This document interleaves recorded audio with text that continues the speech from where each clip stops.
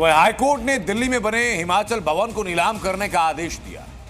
दिल्ली के मंडी हाउस इलाके में हिमाचल भवन को कुर्क करने का आदेश दिया गया। उसके बाद दिल्ली से लेकर हंगामा शिमला तक है। इस आदेश के बाद सुक्खू सरकार बैकफुट पर, तो बीजेपी अटैक करने का कोई चांस नहीं छोड़ रही।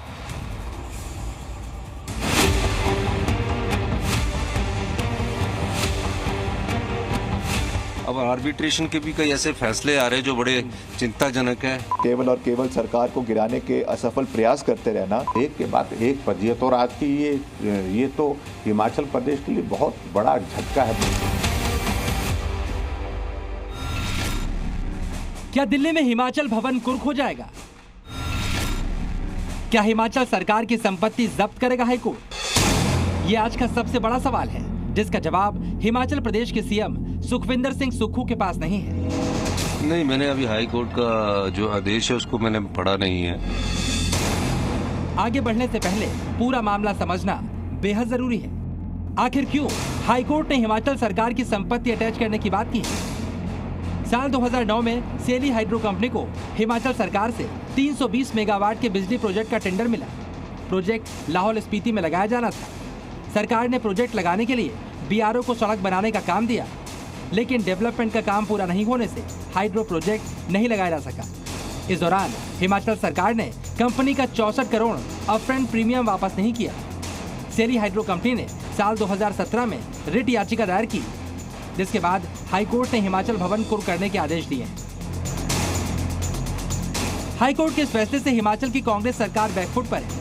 हिमाचल सरकार हिमाचल भवन की कुर्की के आदेश के पीछे केंद्र सरकार की साजिश बता रही है।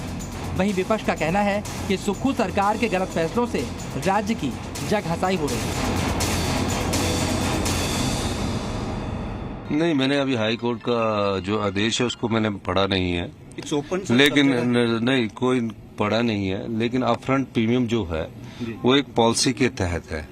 अब आर्बिट्रेशन के भी कई ऐसे फैसले आ रहे हैं जो बड़े चिंताजनक है, कानून की अनदेखी हो रही है।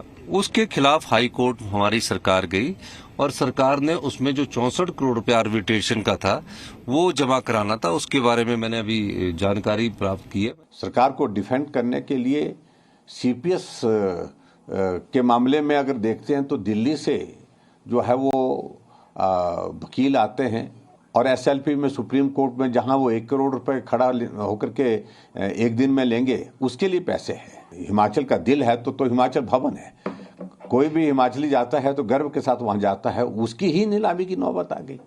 कोई भी ऑर्डर आए, कुछ भी चीज़ हो, उसको जो है सीधे सरकार की कार्यप्रणाली से जोड़ने का प्रयास किया जा रहा है। जैसा मैंने कहा, ये इंस्टेंट केस जो है ये बड़े लंबे समय से चला हुआ है। अब उसको राजनीतिक रंग देना, षड्यंत्र करते रहना, केवल और केवल सरकार को गिराने के असफल प्रयास करते रहना। कांग्रेस आई, हिमाचल हो, कर्नाटका हो, तेलंगाना हो, वहां पर लूट, बर्बादी और महंगाई लेकर आई। यहाँ तक कि इनकी प्राथमिकता केवल समोसों की जांच करनी है। कांग्रेस का केवल एक ही उद्देश्य है, जहां पर भी वो सत्ता में आती है बड़े बड़े वादे तो करती है पर वो वादे झूठे होते हैं, लूट मचाती है और उन प्रदेशों की तिजोरियां, क्योंकि राहुल गांधी को तिजोरी बड़ा पसंद है, तिजोरियां खाली कर देती है। इस बीच हाईकोर्ट ने 15 दिन के अंदर जांच पूरी करने के लिए कहा है।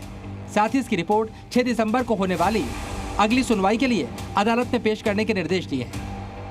मुख्यमंत्री की ओर से ये भी कहा गया है कि आर्बिट्रेशन के जिस तरह से फैसले आ रहे हैं वो भी कहीं ना कहीं चिंताजनक है। सरकार इस मामले को लेकर अध्ययन कर रही है और इस मामले में किस तरह से आगे कार्य कर सकती है उस पर भी मुख्यमंत्री ने कहा है। वहीं दूसरी तरफ नेता प्रतिपक्ष जयराम ठाकुर लगातार सरकार पर बयानबाजी करते हुए सामने आ रहे हैं। जितने भी मामले सामने आ रहे हैं, नेता प्रतिपक्ष जयराम ठाकुर ने कहा है कि सरकार अपनी किरकिरी करा रही है और हिमाचल को नीलाम करने का काम हिमाचल सरकार ने इन 2 सालों में शुरू कर दिया है। कैमरा पर्सन अशोक सोनी के साथ समीक्षा राणा, जी मीडिया, शिमला।